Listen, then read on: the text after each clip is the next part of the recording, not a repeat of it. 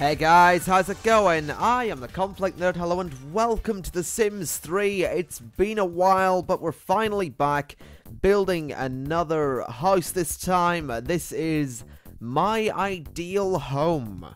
So, one thing I want to clarify, this isn't my dream house, alright? My dream house would be much more fantastic. No, this is what I would like to live in an ideal world, in the perfect world, almost perfect world, shall we say.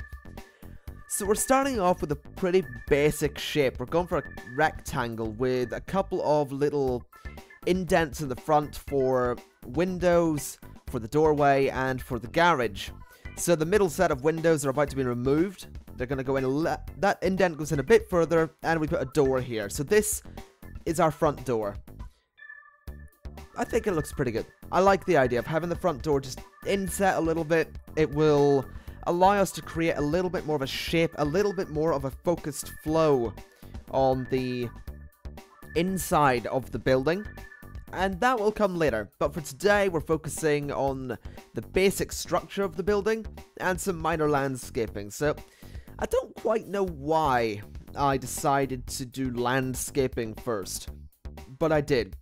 And I think it looks really good. It gives a nice idea for the tone of the house. It really lets you feel that the house is friendly, it's homely.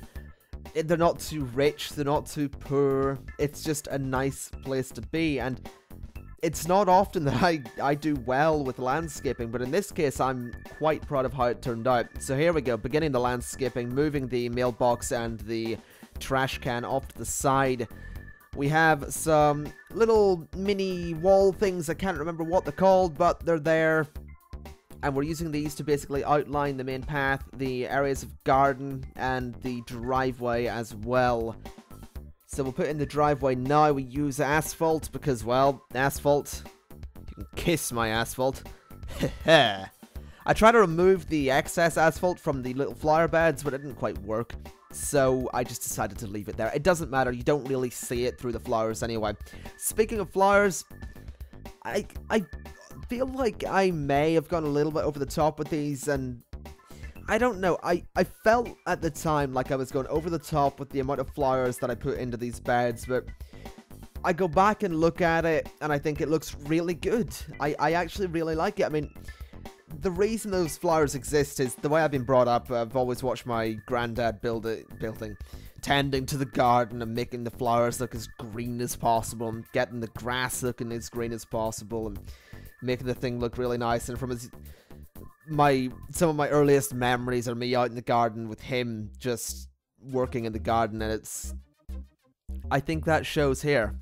You know, I'm really proud of how this particular garden area turned out, and that's pretty much it for this episode, really. There's not much more goes on. It's just starting off.